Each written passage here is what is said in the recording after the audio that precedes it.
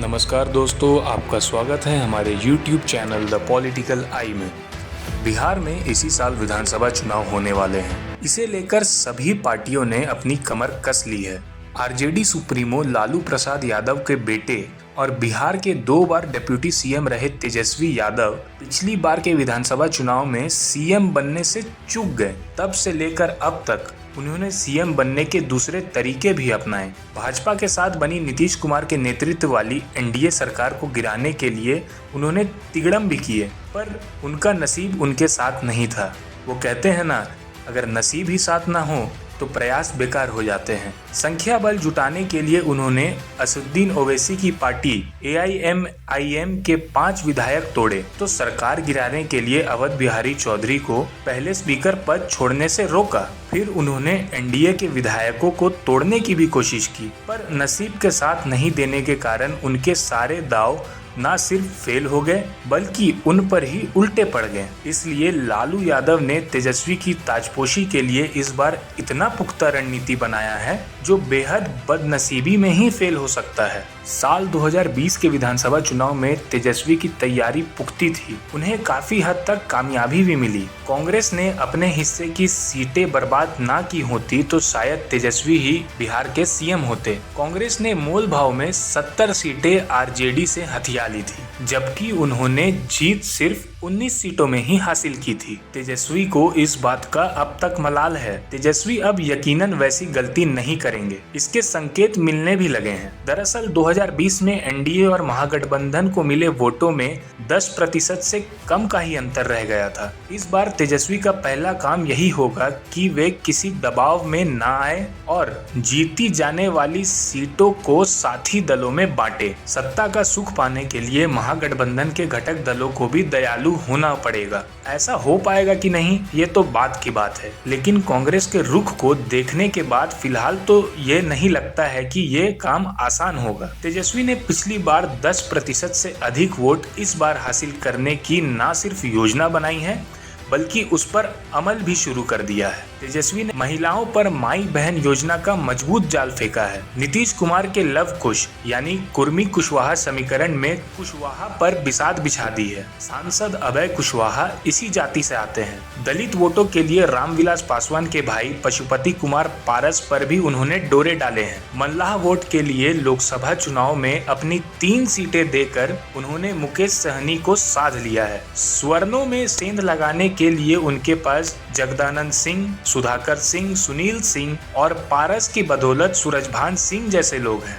आपको बता दें कि बीते दिनों यानी 5 मार्च को आरजेडी ने पटना में युवा चौपाल लगाया था। राज्य भर से अच्छे खासी संख्या में युवा मिलकर स्कूल प्लेग्राउंड में जुटे थे। युवाओं को तेजस्वी ने एक मंत्र दिया। वो मंत्र था, युवा मांगे युवा सीएम। अगले ही दिन तेजस्वी ने युवाओं के लिए एक बहुत ही बड़ी बात कह दी। उन्होंने डोमिसाइल लागू करने की बड़ी घोषणा कर दी थी। बिहार में अभी जो सरकारी नियुक्तियां हो रही हैं उसमें डोमिसाइल का बंधन खत्म कर दिया गया है। इसे लेकर बिहार में अलग बवाल मचा है। कहा जा रहा है कि डोमिसाइल लागू नहीं रहने से तकरीबन आधी नौकरियां दूसरे राज्य के युवा ले जा रहे हैं। दरअसल शिक्षकों की नियुक्ति के दौरान इस ढील की शुरुआत की गई थी। तब तेजस्वी यादव सरकार में शामिल थे। इससे कुछ लोग मान रहे थे कि तेजस्वी अभी भी उसी स्टैंड पर कायम होंगे, पर अब तेजस्वी ने स्पष्ट कर दिया है कि वे वही करेंगे जो युवा चाहते हैं। इसके अलावा तेजस्वी ने 2 और बड़े वादे किए थे। 6 मार्च को उन्होंने कहा कि उनकी सरकार बनी तो वो शराबबंदी कानून को खत्म कर देंगे, बिहार में ताड़ी बिकने में छूट देंगे। शराबबंदी खत्म करने की बात उन्होंने सीधी तो नहीं की,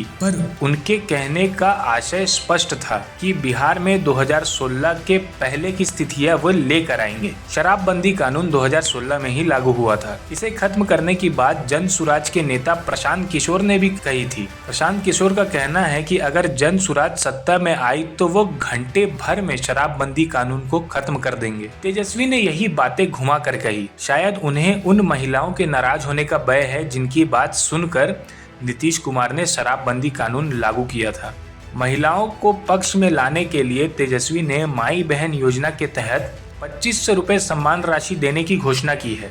शराबबंदी बंद करने की बात महिलाओं को नाराज कर सकती है। उन्हें डर है कि ज्यादातर घरों में इससे हुड़दंग हो सकता है। यही वजह रही होगी कि तेजस्वी ने सीधे न कहकर 2016 के पहले की स्थिति लौटाने की बात कही। बिहार में पासी जाति की आबादी 1% से भी कम है। साड़ी को छूट देने की बात से तेजस्वी ने पासी समाज की सहानुभूति बटोरने का प्रयास किया है। बिहार में कुशवाहा जाति के लोगों की आबादी 4.27% है। ये पारंपरिक रूप से नीतीश कुमार के वोटर है। नीतीश के इस वोट बैंक को साधने के लिए आरजेडी लोकसभा चुनाव के वक्त से ही कोशिश कर रही है। लोकसभा चुनाव में कुशवाहा जाति से इंडिया ब्लॉक और एनडीए ने 9 उम्मीदवार उतारे थे। इनमें से आरजेडी ने अकेले 3 उम्मीदवार दिए थे। आरजेडी ने उजियारपुर से आलोक मेहता को, औरंगाबाद से अभय कुशवाहा और नवादा से श्रवण कुशवाहा को आरजेडी ने टिकट दिया था। इंडिया ब्लॉक का ही हिस्सा रही भाकपा माले ने काराकाट से राजाराम सिंह, सीपीएम ने खगड़िया से संजय कुमार, वीआईपी ने पूर्वी चंपारण से राजेश कुशवाहा